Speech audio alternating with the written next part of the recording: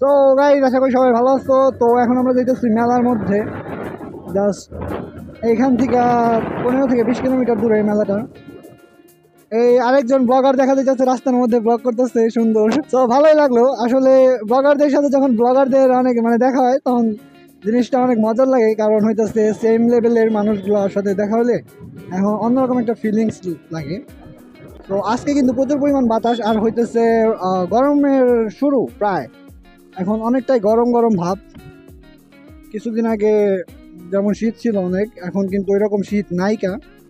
So এখন ঘোরাঘুরি করতে অনেক মজা লাগে।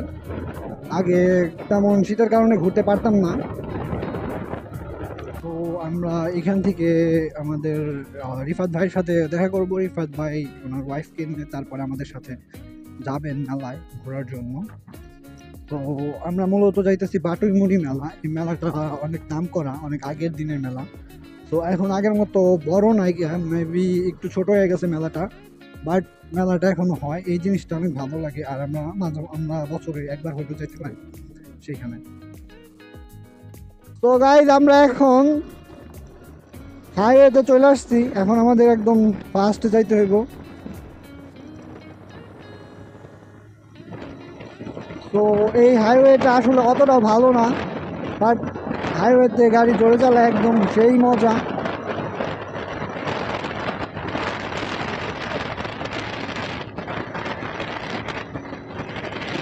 এক কথায় জোশ লাগতেছে। আর এত পরিমাণ বাতাস আজকে, আর গাড়িগুলোর চাপটা মোটামুটি একটু বেশি। তো হাইওয়েতে সাবধানে যাওয়াটা বেটার, কারণ হইতেছে প্রচুর পরিমাণ বাতাস। আর আমার হোন্ডাটা হইতেছে চিকন চাক্কার একটা হোন্ডা লিবো, আপনারা তো আগে থেকেই জানেন। তো এটা নিয়ে হাইওয়েতে চালান একটু রিক্স। মোটামুটি আমরা 70-80-তে যাইতেছি এখন।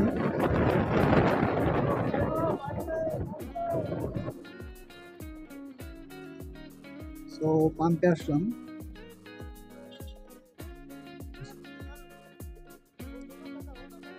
ওটাই ওটাই কেন আমরা তেল নিব না? আপনি নিত।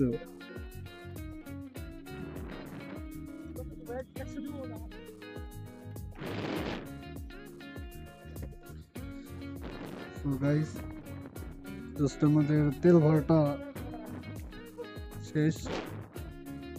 তো ওইখানে রিফাত ভাইয়েরও তেল ভরা শেষ, শাওন ভাইয়েরও তেল ভরা শেষ গাড়িতে। মানে আমরা অকটেন ইউজ করি গাড়িতে, গাড়িটা যাতে একটু ফাস্ট চলে সেজন্য আর কি। তো 3টা গাড়ি, ওদের কাছে 2টা মনোটন আছে, দুজনের কাছে। আমার কাছেই একমাত্র খালি জাস্ট হন্ডা লিবো। আমি গাড়ি কিনবো একটা বড়, মানে মোটা চাকার গাড়ি কেনার একটা ইচ্ছা আছে। আপনারা যদি একটু বেশি সাপোর্ট করেন, আমার চ্যানেলটা যদি 100K সাবস্ক্রাইব হয়ে যায় পুরোপুরি, তাহলে অবশ্যই অবশ্যই একটা মোটা চাকার গাড়ি নিতে পারি। কারণ হইতেছে এখন কাছে ওই রকম টাকা নাই। আমি একজন স্টুডেন্ট মানুষ, তো বুঝতেই পারতেছেন কীভাবে জীবনযাপন করতেছে বর্তমানে। তো আশা করি সবাই আমাকে সাপোর্ট করবেন। তো কাস্টো ভাই তো পুরো উঠতে উঠতে চলে গেল রকেটের মতো। আমার গাড়ির ব্রেকিং সিস্টেমটাও তেমন হয় না, যার কারণে অত জোরে গাড়িটা চালাতে পারি না। আজকের আবহাওয়াটা কিন্তু অনেক জোশ। আর এখন একটু শীত শীত লাগতেছে বাতাসের কারণে, প্রচুর পরিমাণ বাতাস তো এখানে, সেই জন্য আর কি শীত লাগতেছে। আমি আরেকটা ভিডিওতে দেখাইছিলাম যে এইটা মাজারটা, বাট আমি মাজারের ভিতরে যাইতে পারি নাই তখন, কারণ হইতেছে যে এখানে তখন মেলা ছিল না।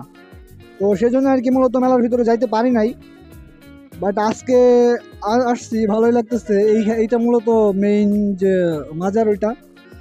তো এটা হচ্ছে মাজারের গেট। আমরা একদম গেটের মধ্যে আইসা আটকা পড়ছি, গাড়ি নিয়ে তো কোনোভাবেই যাওয়া যাইতেছে না।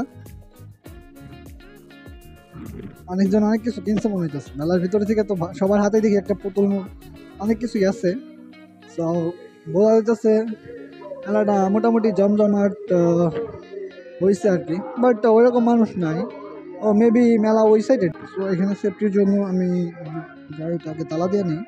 সো গাড়িটা তালা দেওয়াটা খুবই জরুরি, কারণ হইতেছে এইখান থেকে যদি গাড়ি চুরি হয়ে যায় আমি বাসা পর্যন্ত যাইতে পারবো না। আর প্রত্যেকটা জায়গায় আপনার যেহেতু আপনার গাড়িটা, তো এটা সবসময় সেফ সাইড রাখাটা খুবই জরুরি। কারণ হইতেছে একবার যদি গাড়ি আপনার চুরি হয়ে যায় আপনি ওইটা কিনতে পারবেন, কিন্তু বাট সময় লাগবে। আর হইতেছে আপনার শখের গাড়িটা একবার যদি চুরি হয়ে যায় আপনার মনটা ভেঙে যাবে, এটা হলো মেন কথা। সো সবসময় চেষ্টা করবেন গাড়িটা সেফ রাখার জন্য। তো গাড়িতে আমি তালা দিয়ে দিলাম, গেটে লক করে দিয়েছি। তো এখন প্রপারলি সেফটিতে আছে গাড়িটা, আমিও মোটামুটি সেফটিতে আসছি। সো এই হইতেছে আমার বড় ভাই ব্রাদার। তো ওদের সাথে আমি মূলত মেলাতে আসছি চিল মোডে। তো এটা হইতেছে আংটির দোকান। তো এই ব্যাংকগুলো যেটা দেখতে পাইতেছেন, সো আমি হইতেছি একদম ছোটোবেলায় থেকে এই ব্যাংকগুলো সংগ্রহ করি।